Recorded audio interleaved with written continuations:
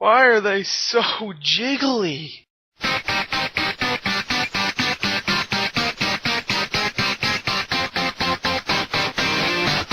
I took a little down, they were lost and never found. Fallen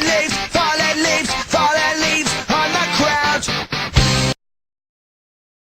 Okay, now the controls in Monday Night Combat are actually really good, I have to admit. The button placements are good, where everything is. The sensitivity in the beginning is good, so you don't need to go and fiddle around with it to make it good. I think it's perfect the way it is, and I just think it works all together. It just feels like how you would control a big, tough guy with armor on, and he's also a cartoon. So it just feels right. I don't know, it just feels good for a third-person shooter, and it's great. This is how I would think something like Team Fortress, which everybody's comparing this. Everybody's actually saying it's a ripoff. That's how I would think Team Fortress third-person shooter would feel like. So definitely good for the controls wise. So let's go on to the sound of the game.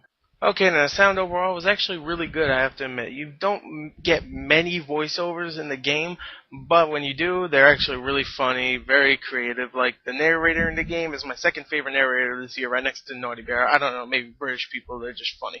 British narrators that are talking into a psychopathic teddy bear's head and telling him to kill people, that's genius. He's just like a regular commentary guy, like watching like a football match or something, just like a football game or something. He's pretty much the same kind. He's like, oh, the action is intense, and he would say something funny concerning him and his male dancing career and something like that. It's funny. He might repeat it too often, but it's pretty funny. And each of your characters has like a little thing he says. Sometimes, if you're lucky, he'll say something like he'll comment on the guy he just killed or something.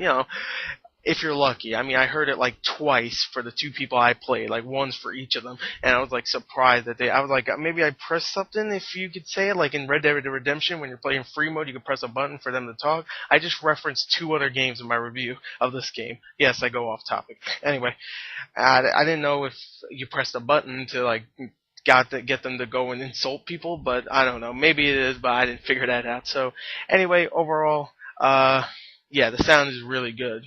Even though you don't get many voiceovers, like the sound effects themselves are very good. And yeah, there you go. That's the sound. Pretty freaking good overall. Okay, now the graphics in the game, everybody should know that I am a big fan of cel-shaded graphics, and no different here. These graphics are amazing to me. Now, there is some problems with them, like the character models I think are flawless, but maybe the audience themselves, the audience look like a big green texture, pretty much green and a whole bunch of different colors texture, and that's a little problem right there, but you don't really see the audience that much. You like maybe when they're panning over, you see like just a big texture of messy colors. It's like grass mixed with dirt covered in puke. It's just, ugh. But the stadiums themselves look really good. The character models are great. The guns look cool. And overall, the graphics are fantastic. I thought. So, besides the audience. So, yeah. Anyway, let's go on to the gameplay. Okay, now the gameplay in the game is really good. I have to admit, it's extremely fun. It's probably the most fun I had with an arcade game this year. I know, sorry Snoopy, but really, it's extreme amount of fun. Now let me just get straight into what the game is. It's a third-person shooter, pretty much. But let me explain the game modes in the actual game.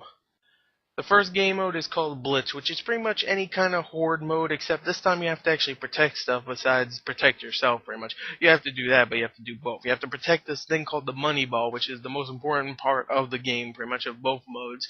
And yeah, you pretty much have to protect these from robots, endless waves of robots, until either 10, like there's different modes for this mode, like you have it for easy and 10 waves, or hard and 10 waves, and hard and 20 and all that, and infinite too, just a survival round.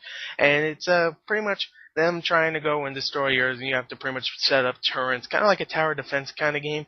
And you have to set up turrets and stuff and to stop them and pretty much just get to the end without dying, pretty much. Well, you can die, but without destroying your money balls.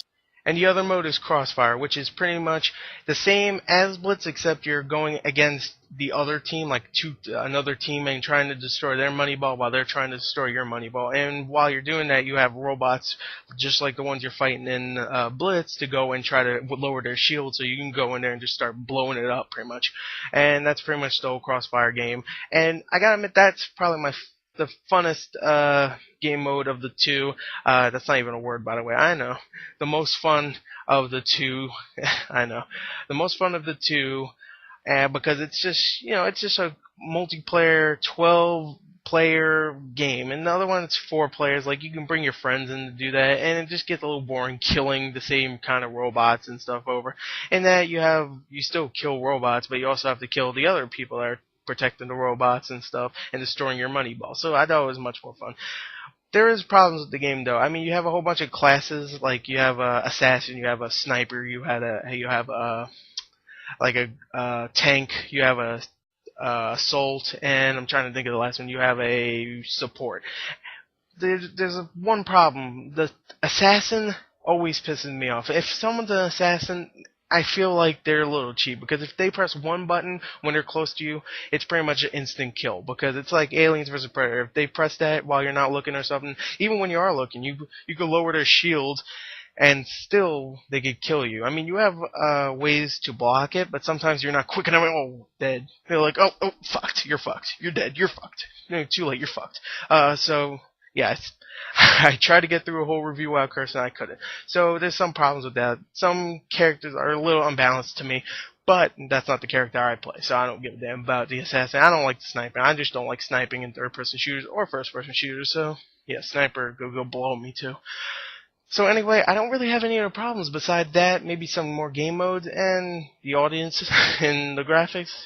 And maybe no story mode. I mean, we could have a little story mode where we could go through each story for each class type, and it would be like an hour, like 30 minutes each would be nice. And just a little story where you go through a couple game modes and stuff, and just, I don't know. I want something. I want something for my classes, and you don't really get that. So anyway, I thought this game was fantastic. It's now my new favorite arcade game. I thought Snoopy would probably be my favorite still, but I could see myself coming back to this more than Snoopy, even though I'm going to play Snoopy a lot too. So yeah, anyway, I love this game. Definitely go pick it up. It's a very fun game. Overall, I love it. So anyway, check the description for the full written review, and goodbye.